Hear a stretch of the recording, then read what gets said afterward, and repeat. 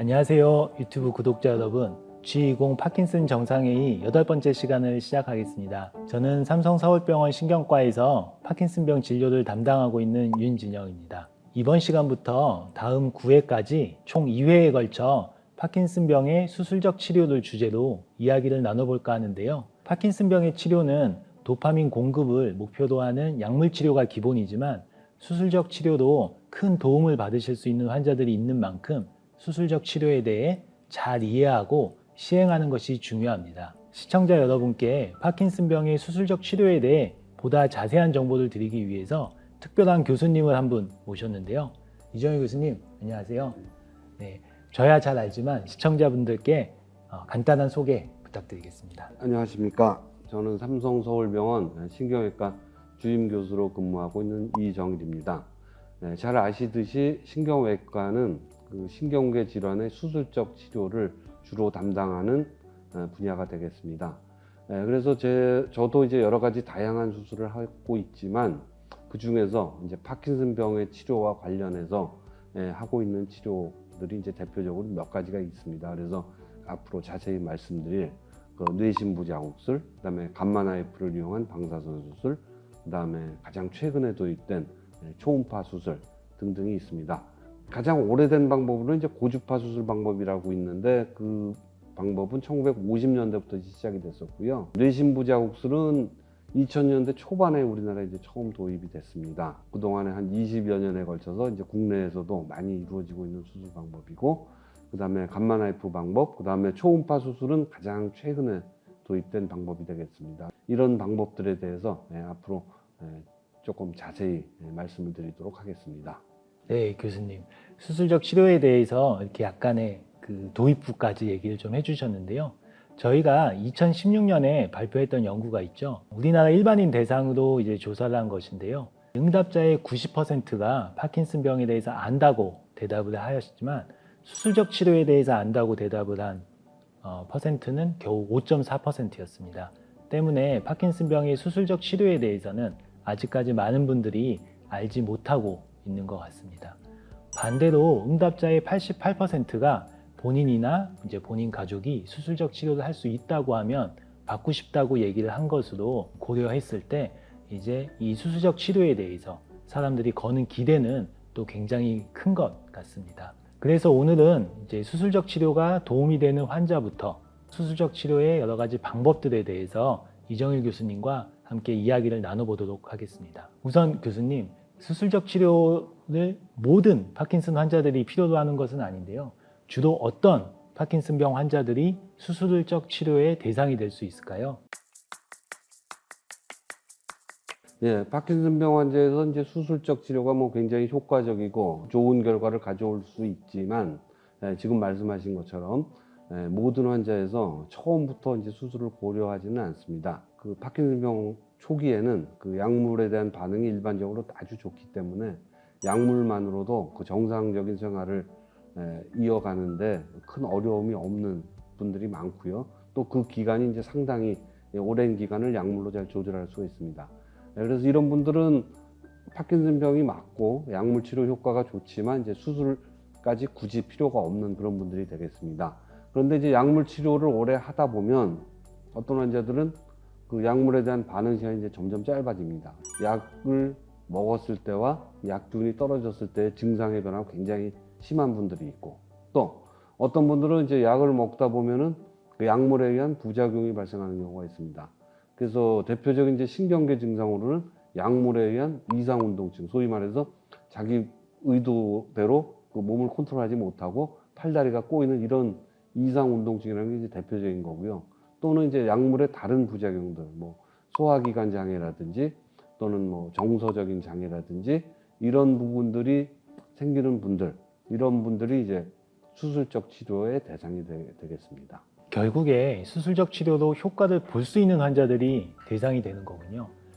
제가 이정일 교수님 답변에 조금 덧붙이자면 말씀하신 것처럼 파킨슨병 초기에는 약물에 대한 반응이 좋아서 일상생활에 큰 문제 없이 지낼 수 있습니다. 하지만 병이 서서히 진행하며 약기운이 아까 말씀하신 것처럼 짧아지거나 약기운이 그렇게 되면 떨어지는 약효소진 증상이 발생하게 되고, 그런 경우에 저희가 약을 증량하게 되면 약이 강해서 나타나는 이상운동증 같은 증상들이 나타나게 됩니다.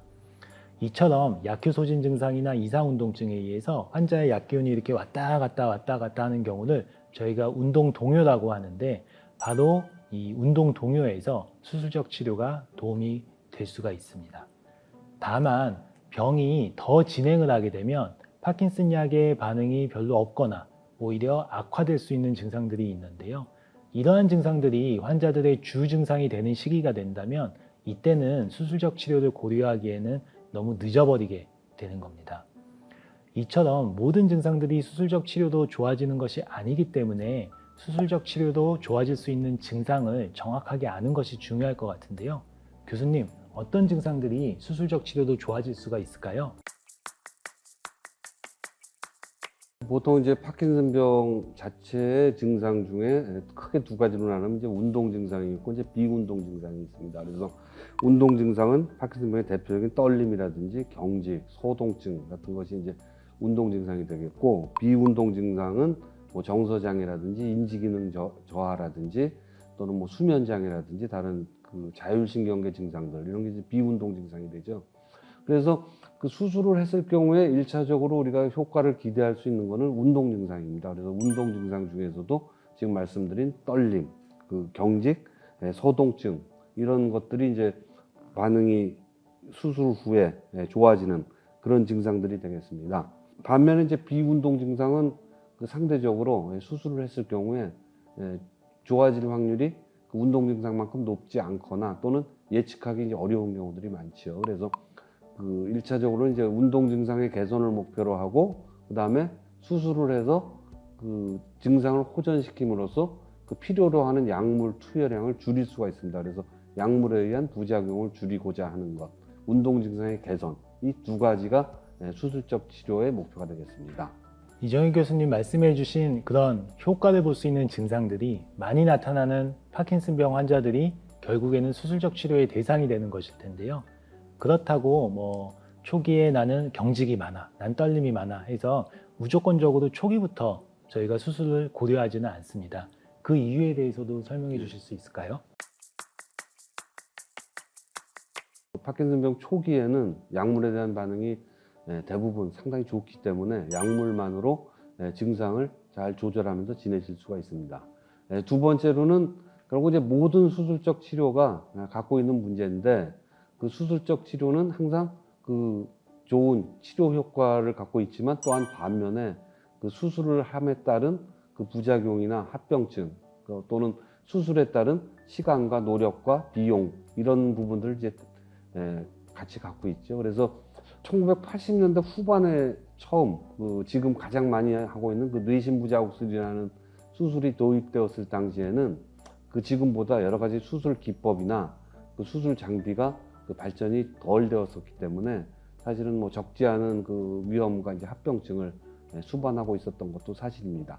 최근에는 그런 부분들이 아주 많이 개선이 돼서 여러 가지 영상 장비, 그 수술 장비, 특히 요즘 최근에는 그 신경외과 수술용 로봇을 이용한 수술, 이런 것들을 통해서 그 수술의 위험도가 이제 굉장히 많이 낮아지긴 했지만은 어쨌든 처음부터 꼭 필요로 하지 않는 환자에서 수술을 권하지 않는 이유는 이런 그 수술의 위험성과 수술에 따른 우리가 치루어야 할 그런 비용들, 이런 것들을 이제 고려했기 때문에 모든 환자에서 처음부터 수술을 권하지 않는 이유가 되겠습니다. 교수님께서 얘기를 잘 해주셨는데요.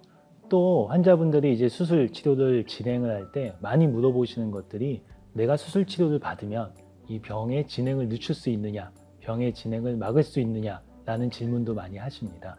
안타깝게도 아직까지 수술적 치료를 통해서 병의 진행을 늦추거나 막는다는 것이 밝혀져 있지는 않기 때문에 그런 목적으로 수술적 치료를 시행하지는 않습니다.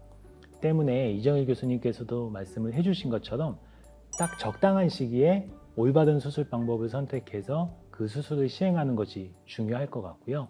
예전에 비해서 요즘은 수술 기법이 많이 발전을 했기 때문에 예전보다는 좀 더 빠른 시기에 수술을 하도록 저희가 권하고 있습니다. 2013년에 발표된 연구에 따르면 파킨슨병에서 뇌신부자극술이라는 수술적 치료를 받은 환자들을 대상으로 한 연구인데요. 이때 평균 유병 기간, 그러니까 병이 발생해서 수술적 치료를 받을 때까지의 평균 기간이 7년 정도였습니다. 물론 모든 환자들이 일괄적으로 같은 진행 정도에서 수술적 치료를 받는 것은 아니지만 대략적으로 평균적으로 7년 정도 기간이 지난 후에 이 환자들이 수술적 치료를 받은 셈인 거죠. 이 연구에서는 뇌신부 자극술이라는 수술적 치료 방법을 이제 사용을 한 연구이고요. 하지만 수술적 치료 방법에는 사실은 뇌신부 자극술 외에도 아까 이정일 교수님께서 몇 가지 얘기를 해주셨지만 여러 가지 수술적 치료 방법들이 있습니다. 그래서 이것들에 대해서 이해하는 것도 중요할 텐데요. 교수님, 수술적 치료의 방법들에 대해서도 한번 얘기를 해주실 수 있을까요? 이용할 수 있는 수술 방법을 크게 네 가지로 나누어서 말씀드릴 수가 있습니다. 하나는 이제 고주파를 이용한 수술 방법입니다. 그래서 이거는 고주파를 뇌 조직에 통과시켜서 그 뇌 조직의 온도를 올려서 그 온도 올라가는 부분에 뇌 조직을 파괴하는 그런 방법이 되겠습니다. 이제 가장 오래된 수술 방법이죠. 1950년대부터 해왔던 방법입니다. 그 다음에 두 번째가 뇌신부 자극술 또는 신부뇌 자극술이라고도 하는 그런 방법입니다. 그래서 이 방법은 1980년대 후반에 이제 처음 시작이 됐고요. 우리나라에 도입된 거는 이제 2000년대 초반. 그래서 정확하게는 2004년부터는 우리나라에서도 이제 건강보험 급여 대상이 되는 그런 수술입니다. 뇌신부 자극술은 그 뇌 깊은 부위에 그 전극을 삽입해서 그 전극을 통해서 전류를 통과시킵니다. 그러면 이 전류 자극에 의해서 그 뇌의 기능을 이제 변화시키는 그런 치료 방법입니다. 현재 가장 많이 이용되는 방법이고 가장 대표적인 수술 방법입니다. 그 다음에 이제 세 번째가 그 감마 나이프라는 장비를 이용한 그 방사선 수술이라는 방법입니다. 그래서 우리가 방사선 수술이라고는 부르기는 하지만 사실은 이건 수술장에 가서 뭐 마취를 하고 뭐 절개를 하고 이런 수술이 아니고 방사선을 아주 정확하게 좁은 부위에 쪼이는 그런 방법입니다. 그래서 방사선에 의하여 파괴되는 부위가 만들어지게 되고 그 부위의 기능이 없어지면서 치료 효과를 가져오는 그런 방법입니다. 다음으로 이제 가장 최근에 도입된 방법이 초음파를 이용한 수술 방법입니다. 초음파 수술은 어떻게 보면 이제 감마 나이프 방사선 수술하고 비슷한 방법일 수 있습니다. 그래서 초음파를 뇌 조직의 아주 좁은 부위에다가 집중적으로 쪼이게 됩니다. 그러면은 그 부위에 이제 온도가 올라가게 되죠. 그래서 마찬가지로 그 부분에 조직 변성이 일어나고 기능을 잃게 됨으로써 치료 효과를 가져오는 그런 방법이 되겠습니다. 그래서 지금 현재 저희가 할 수 있는 그런 수술 방법은 네 가지 정도가 되고요. 이 네 가지는 각각의 이제 장단점이 있어서 환자의 뭐 병력이나 증상이나 환자의 연령, 그다음에 또는 그 환자가 가장 필요로 하는 치료 목표 이런 거에 따라서 그 중에 이제 적당한 방법을 우리가 선택할 수가 있겠습니다. 굉장히 사실은 다양한 수술적 치료 방법들이 있는 건데요. 말씀해주신 이제 수술적 치료 방법 가운데 이제 뇌신부 자극술이 파킨슨병 환자에서 가장 많이 시행되는 수술이죠. 하지만 이제 그 외에 다른 또 수술 방법들도 말씀을 해주셨는데요. 이 각각의 장단점은 무엇이 있을까요, 교수님? 수술적 치료 방법에 따른 장단점을 크게 두 가지 관점에서 이제 볼 수가 있습니다. 하나는 그 수술 과정 그 자체에서 발생하는 문제들이나 수술의 기술적인 어려움 이거를 기준으로 해서 이제 장단점을 나누어 볼 수가 있고요. 또 하나는 그 수술 후에 그 치료 효과를 가져오는 그 치료 기전에 따라서 장단점을 나눠 볼 수가 있습니다. 그래서 수술 과정에서의 어려움이나 난이도에 따라 장단점을 구분한다면 고주파를 이용한 방법하고 그 뇌신부 자극술의 경우는 그 수술장에 가서 환자가 국소 마취든 전신 마취든 하고 그다음에 피부를 절개하고 두개골에 구멍을 내고 그 뇌 깊은 부위에 전극을 삽입하는 과정을 거쳐야 합니다. 그래서 소위 말해서 이제 침습적인 그런 수술을 해야 되는 거죠. 그래서 침습적인 수술에 따른 그 환자의 어려움이 있겠고, 그다음에 침습적인 수술에 따른 뭐 뇌출혈이라든지 감염이라든지 하는 그런 부작용 발생 가능성이 있겠습니다. 이게 이제 침습적인 수술의 단점일 수가 있겠고, 반면에 비침습적인 수술은 감마 나이프 방사선 수술하고 초음파 수술이 되겠습니다. 감마나이프나 초음파를 이용한 수술은 마취를 필요로 하지 않습니다. 그리고 두개골이나 두피를 절개하는 그런 과정이 필요가 없지요. 가장 그 수술 방법만으로 봤을 때는 감마나이프를 이용한 방사선 수술이나 초음파 수술이 비침습적인 방법으로 이제 유리하다고 볼 수가 있습니다. 한편 그 치료 기전 면에서 본다 그러면 가장 유리한 거는 이론적으로는 그 뇌신부 자극술이 되겠습니다.